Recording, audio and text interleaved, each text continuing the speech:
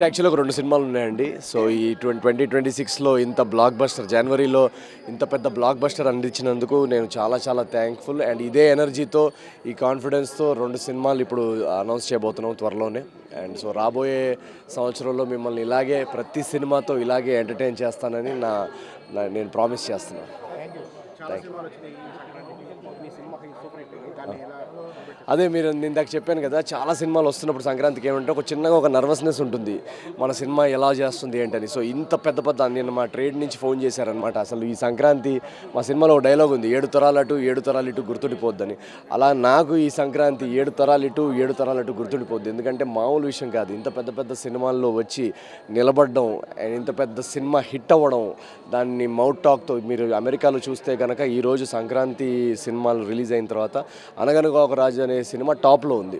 బుకింగ్స్‌లో గానీ, per day కలెక్షన్స్‌లో గానీ చాలా చాలా అసలు ఒక ర్యాంపేజ్ కలెక్షన్స్ అంటాం కదా మనం. అలా అమెరికాలో కూడా ఉంది. సో, ప్రపంచవ్యాప్తంగా తెలుగు వాళ్ళు ఎక్కడ చూస్తున్నా కూడా 'అనగనగా ఒక రాజుకి' ఒక unanimous block buster. And and మాకు సంతోషం ఏంటంటే కలెక్షన్స్ పక్కన పెట్టేస్తే ఫ్యామిలీస్, చిన్నపిల్లల దగ్గర నుంచి పెద్దవాళ్ళందరూ కలిసి మాకు మెసేజెస్ ఎలా వస్తున్నాయంటే 15 మంది వెళ్ళాము ఫ్యామిలీతో వెళ్ళి చూడడానికి. 15 మంది బాగా ఎంజాయ్ చేసాము. థియేటర్స్ అంతా ఒక నవ్వుల పండగతో నిండిపోయింది.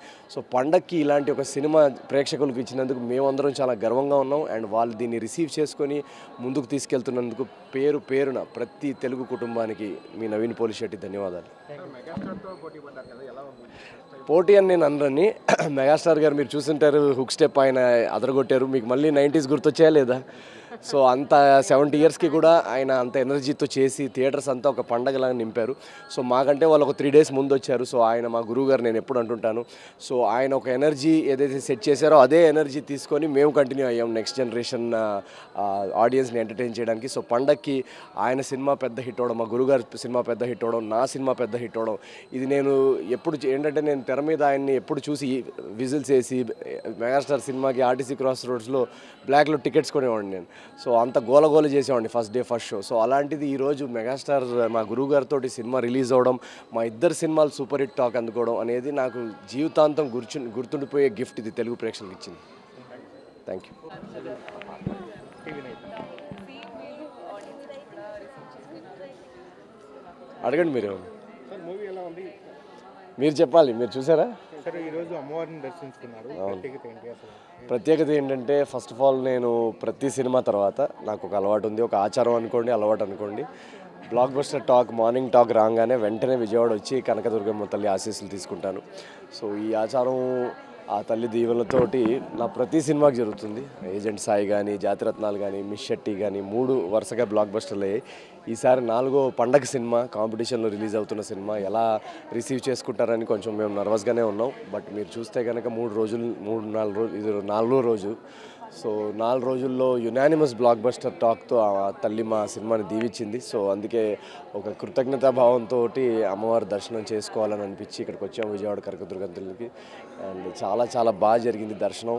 అండ్ మన ప్రేక్షకులందరికీ కూడా సంక్రాంతి శుభాకాంక్షలు. పండగ అందరిది బాగా జరిగింది అనుకుంటున్నాను. అండ్ నేను నమ్మేది ఎప్పుడు ఏంటంటే ప్రేక్షక దేవుళ్ళని ఒకటి నమ్ముతాను, అండ్ తల్లిని ఒకటి నమ్ముతాను.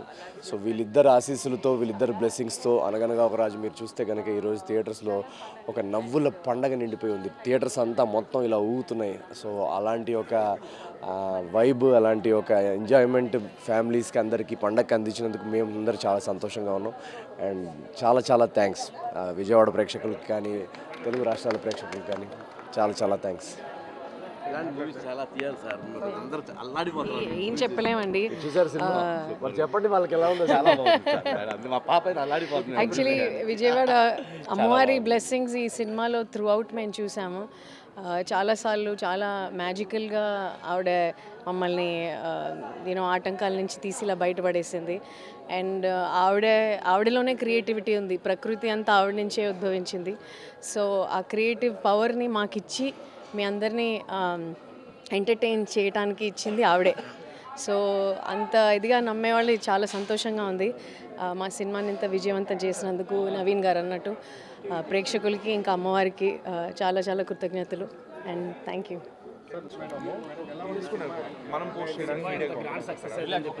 అవునండి, చాలా సంతోషం అండి. ఇది నా థర్డ్ టైం సంక్రాంతికి రావడం అండ్ అది ప్రతి సంక్రాంతి ఒక మంచి గిఫ్ట్ ఇస్తారు నాకు ఆడియన్సెస్. సో నేను చాలా చాలా హ్యాపీ. అలాగే అనగనగా ఒక రాజు కూడా ఒక పండగలాగా సెలబ్రేట్ చేశారు అండ్ మేము థియేటర్స్లో కూడా వెళ్ళి రియాక్షన్స్ చూసి చాలా చాలా హ్యాపీ అండి. అందరూ ఎంజాయ్ చేస్తారు. సో మనం యాక్టర్స్కి కూడా అదే ఒక సంతోషం. అది మేము కష్టపడి హార్డ్ వర్క్ చేసి ఆడియన్సెస్ కూడా ఎంజాయ్ చేసి చేస్తా అంటే మనకి చాలా చాలా హ్యాపీ.